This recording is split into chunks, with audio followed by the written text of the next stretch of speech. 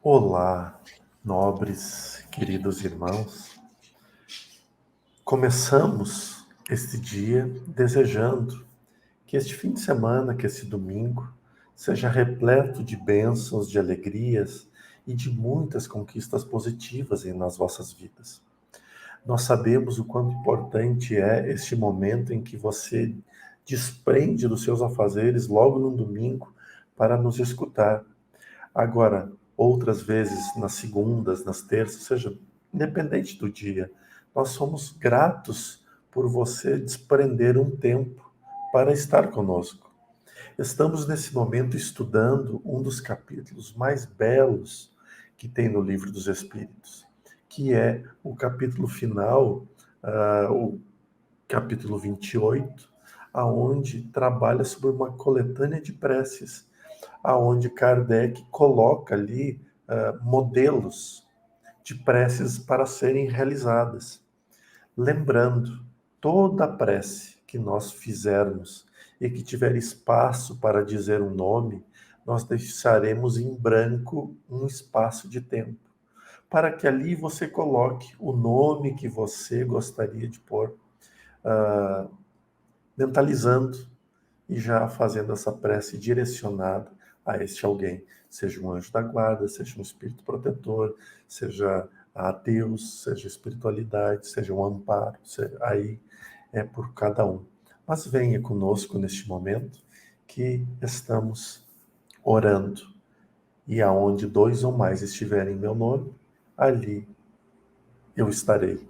Pelo menos confio demais nessa frase de Jesus. Vamos, meus queridos irmãos, hoje é com o Reinaldo e com o Robson. Vamos lá então, pessoal. Então nós estamos lembrando no capítulo 28, né, no item 2, preces pessoais ou preces para si mesmo, em algumas versões, né, do Evangelho, e ela se refere aos anjos guardiões e aos espíritos protetores. Então Kardec nos deixa um prefácio aqui antes das preces, que fala o seguinte: todos nós temos um bom espírito ligado a nós desde o nascimento, que nos tomou sob a sua proteção. Cumpre junto a nós a missão de um pai junto ao filho, a de nos conduzir no caminho do bem e do progresso, através das provas da vida. Ele se sente feliz quando correspondemos à sua solicitude e sofre quando nos vê sucumbir. Seu nome pouco importa, pois que ele pode não ter nenhum nome conhecido na terra. Invocamo-lo, então, como nosso anjo guardião e nosso bom gênio. Podemos mesmo invocá-lo com o nome de um espírito superior, pelo qual sintamos uma simpatia especial. Além do nosso anjo guardião, que é sempre um espírito superior, temos os espíritos protetores, que, por serem menos elevados, não são menos bons e generosos. São espíritos de parentes ou amigos e, algumas vezes, de pessoas que nem sequer conhecemos na atual existência. Eles nos ajudam com seus conselhos e, frequentemente, com a sua intervenção nos acontecimentos da nossa vida. Os espíritos simpáticos são os que se ligam a nós por alguma semelhança de gostos e tendências. Podem ser bons ou maus, segundo a natureza das inclinações que os atraem para nós. Os espíritos sedutores esforçam-se para nos desviar do caminho do bem, sugerindo-nos maus pensamentos. Aproveitam-se de todas as nossas fraquezas, como de outras tantas portas abertas, que lhes dão acesso à nossa alma. Há os que se agarram a nós como a uma presa, mas se afastam quando reconhecem a sua impotência para lutar contra a nossa vontade. Deus nos deu um guia principal e superior em nosso anjo guardião e, como guias secundários, os nossos espíritos protetores e familiares. É um erro, entretanto, supor que tenhamos forçosamente um mau gênio junto a nós, para contrabalancear as boas influências daqueles. Os maus espíritos nos procuram voluntariamente, desde que achem possível dominar-nos em razão da nossa fraqueza ou da nossa negligência em seguir as inspirações dos bons espíritos, e somos nós, portanto, que os atraímos. Disso resulta que não somos nunca privados da assistência dos bons espíritos, e que depende de nós o afastamento dos maus. Pelas suas imperfeições, sendo ele mesmo a causa dos sofrimentos que o atingem, o homem é quase sempre o seu próprio mau gênio. Capítulo 5, número 4. A prece aos anjos guardiões e aos espíritos protetores deve ter por fim solicitar a sua intervenção junto a Deus, pedir-lhes a força de que necessitamos para resistirmos às más sugestões e a sua assistência para enfrentarmos as necessidades da vida.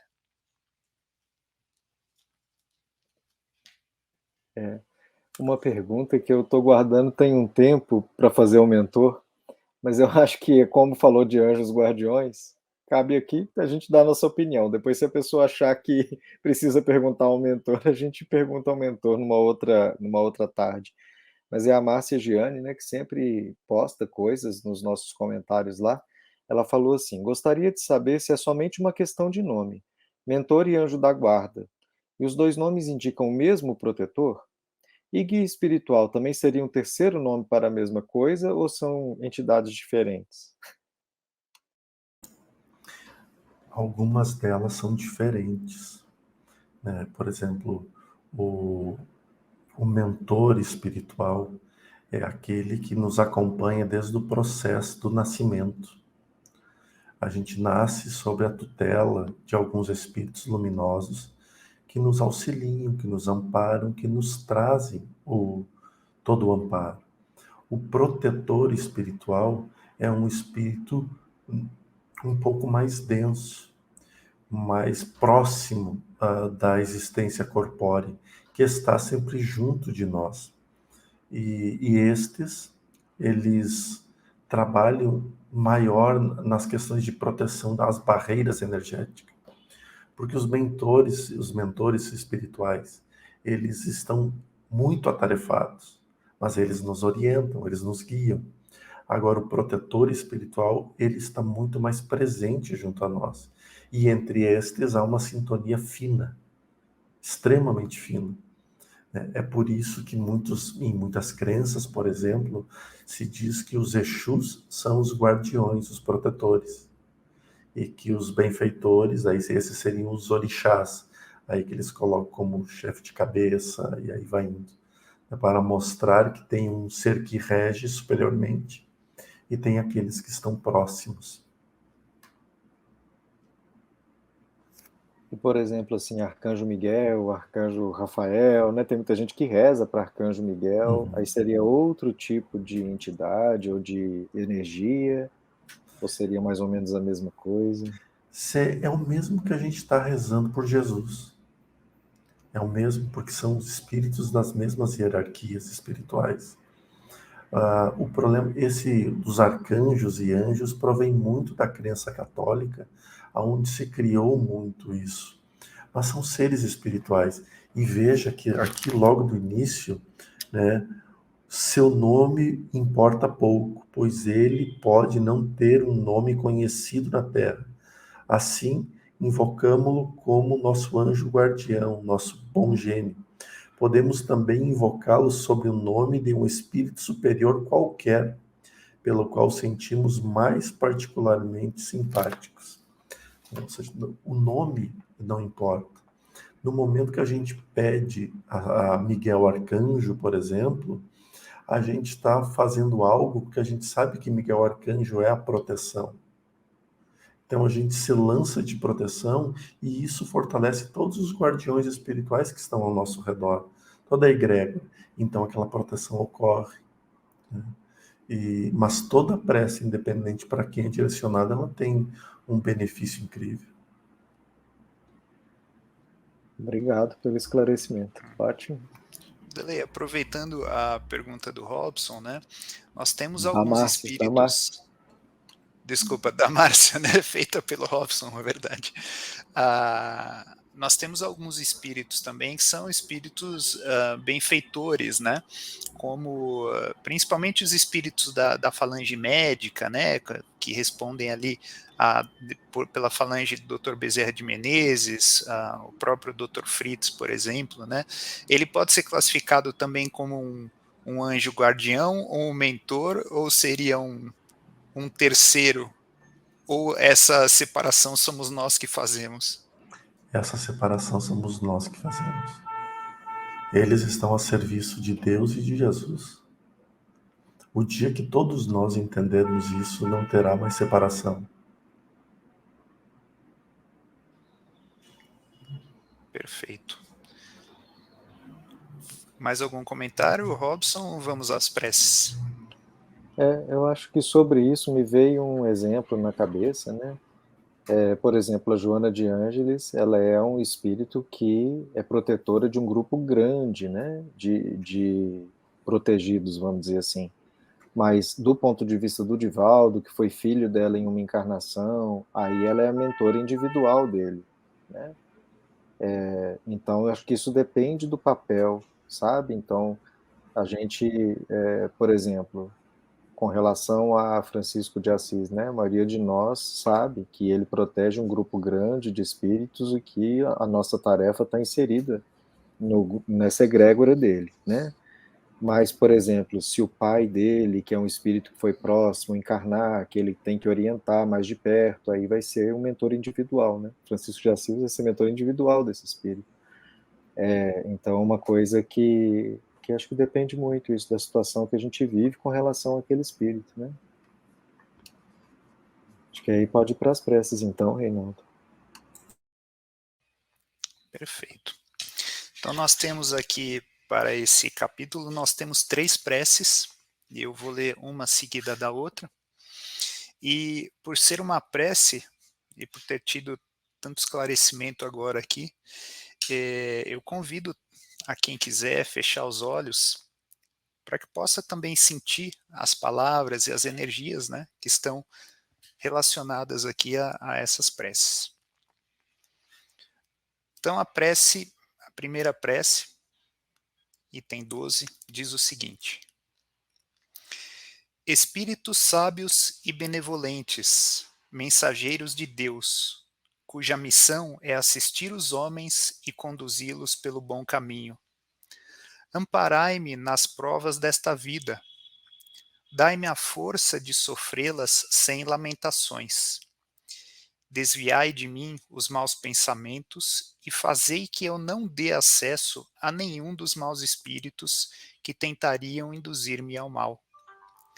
Esclarecei a minha consciência sobre os meus próprios defeitos e tirai-me dos olhos o véu do orgulho, que poderia impedir-me de percebê-los e de confessá-los a mim mesmo. Vós, sobretudo, meu anjo guardião, que velais mais particularmente por mim, e vós todos, espíritos protetores, que vos interessais por mim, fazei que eu me torne digno da vossa benevolência. Vós conheceis as minhas necessidades e que elas sejam satisfeitas segundo a vontade de Deus. A próxima prece diz: Meu Deus, permiti que os bons espíritos que me assistem possam ajudar-me quando me acharem dificuldades e amparar-me nas minhas vacilações. Senhor, que eles me inspirem a fé, a esperança e a caridade, que sejam para mim um apoio, uma esperança e uma prova da vossa misericórdia. Fazei, enfim, que eu neles encontre a força que me faltar nas provas da vida e, para resistir às sugestões do mal, a fé que salva e o amor que consola. E a prece do item 14 diz o seguinte: Espíritos amados, anjos guardiões, vós a quem Deus, na sua infinita misericórdia, permite velar pelos homens. Sede o nosso amparo nas provas desta vida terrena. Dai-nos a força, a coragem e a resignação. Inspirai-nos na senda do bem, detendo-nos no declive do mal. Que vossa doce influência impregne as nossas almas. Fazei que sintamos a presença ao nosso lado de um amigo devotado que assiste os nossos sofrimentos e participe das nossas alegrias. E vós, meu anjo bom, nunca me abandoneis. Necessito de toda a vossa proteção para suportar com fé e amor as provas que Deus quiser enviar-me. Que assim seja. Assim seja. Uma coisa que eu não posso deixar de comentar antes de você encerrar, Jordelê, como a primeira prece é um resumo de um roteiro de autoconhecimento. É exatamente o que eles ensinam a gente a fazer, né? Para conseguir chegar nessa reforma íntima, que é a moda agora, né? Mas Kardec estava falando disso em 1800 e pouquinho, né? Então, já tem tempo que a gente está tentando aprender isso aí. A primeira prece é uma lição mesmo de humildade, de pedido. E ali tem uma parte, né, na primeira prece, ele que diz assim: vós, sobretudo, nesse lugar você pode pôr o nome de quem você gosta. Pode ser seu protetor é Jesus, então pode. Vós, sobretudo, Jesus, meu anjo guardião. Né? Ali é o lugar que poderia pôr um nome. Mas o que importa mesmo é a entrega, que a gente tenha a ideia de como fazer a prece, que a gente tenha um modelo para seguir e pode ter certeza absoluta que as nossas vidas serão mudadas, como já vem sendo. A reforma íntima não é algo para ser desesperador. A reforma íntima é algo para ser renovador.